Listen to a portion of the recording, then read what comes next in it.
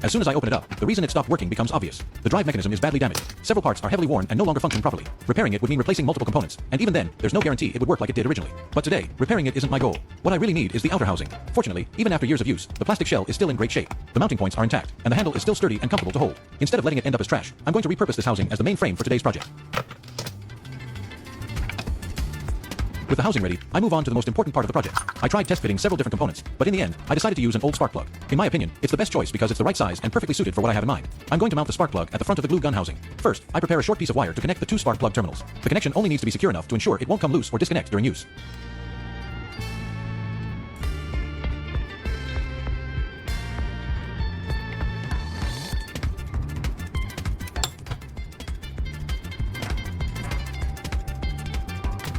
While I finish this step, I'd like to ask you something. Where are you watching this video from? Let me know your city or country in the comments below. I always enjoy reading comments from viewers all around the world, and it's amazing to see so many DIY enthusiasts following the same project. Who knows, maybe this video's comment section will be filled with even more new flags from around the globe. I'll do my best to read every single comment.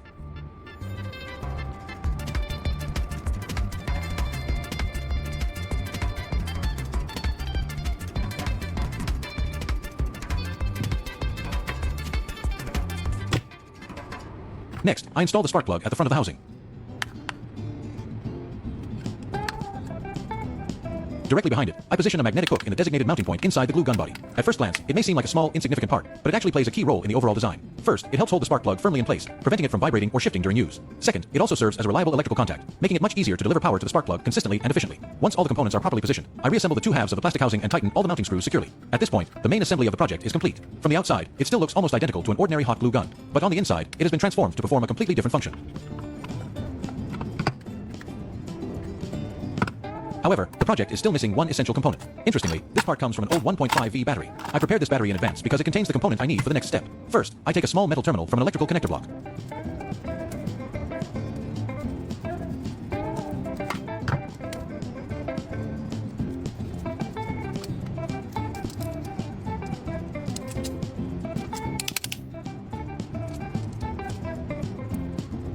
A single piece like this is all I need to create the connection for the mechanism we'll assemble later.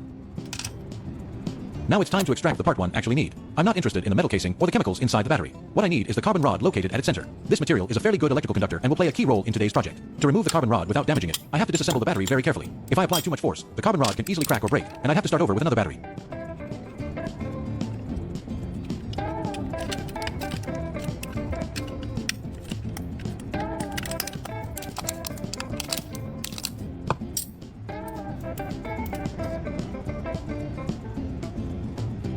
Once it's removed, I notice that the surface is still coated with quite a bit of electrolyte residue, so I thoroughly wipe it clean and let it dry before moving on to the next step.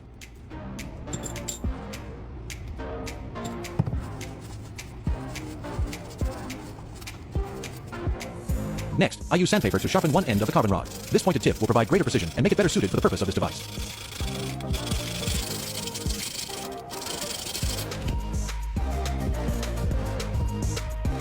With everything ready, I insert the carbon rod into the metal terminal I prepared earlier and tighten it securely. This connector not only holds the carbon rod firmly in place, but also provides a reliable electrical path from the spark plug to the carbon electrode. If this part is assembled correctly, the device should operate much more reliably and efficiently during the upcoming test.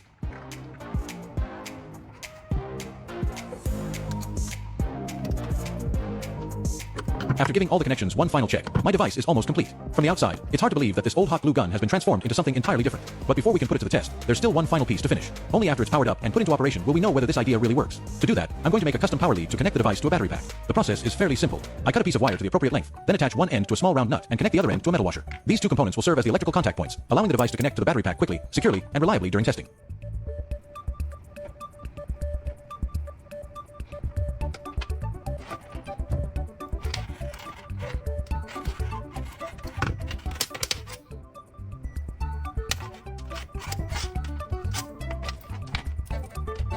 The power source I'm using today is a cordless drill battery pack. Once all the connections are complete, the end of the power lead fitted with a small nut is attached to the magnetic hook on the body of the tool. The magnet inside holds the connector firmly in place, making it quick and easy to connect or disconnect in just a few seconds. On the other terminal of the battery pack, I connect another wire fitted with an alligator clip to complete the electrical circuit. At this point, everything is ready. It's finally time to find out whether the idea I've been working on since the beginning of this video actually works.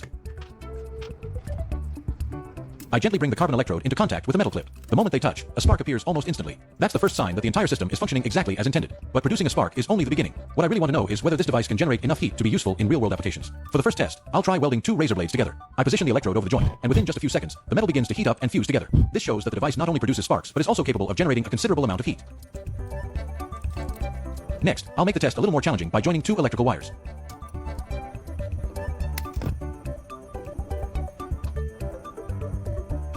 I place the wire ends together and touch the electrode to the joint. In just a moment, the metal glows red hot and forms a solid connection.